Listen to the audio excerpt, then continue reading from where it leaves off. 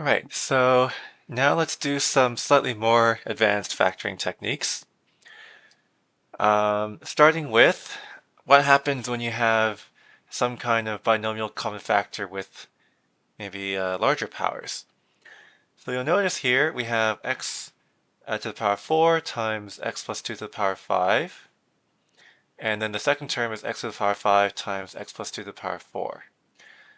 You tend to see this kind of expression a lot in calculus, for example. So definitely, if you want to do well in calculus, you should know this trick. So basically, we're going to do exactly the same thing as our common factor technique. So in this case, we'll say, okay, there's x to the power 4 and x to the power 5. Both of them have at least 4. So let's take out a 4.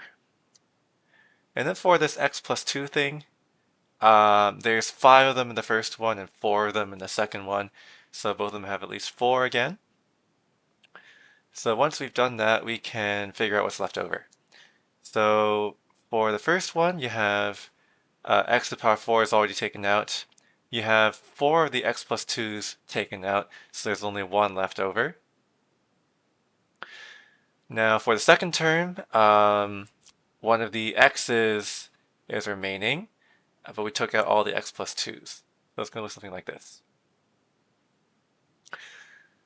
Finally, this thing in the square brackets can still be simplified. So if you do that, you'll realize that it's just 2. Normally, we don't like to write that coefficient all the way down there. We're going to put it at the front. So the final answer looks like this. Okay, another example.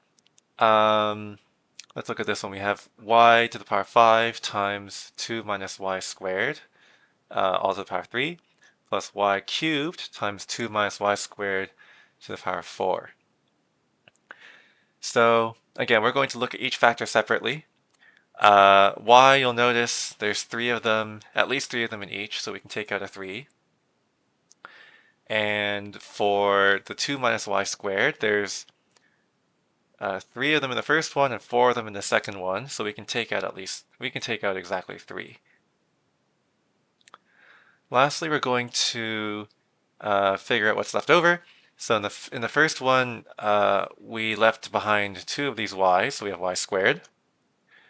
And we took out all the 2 minus y squared, so that's not there anymore.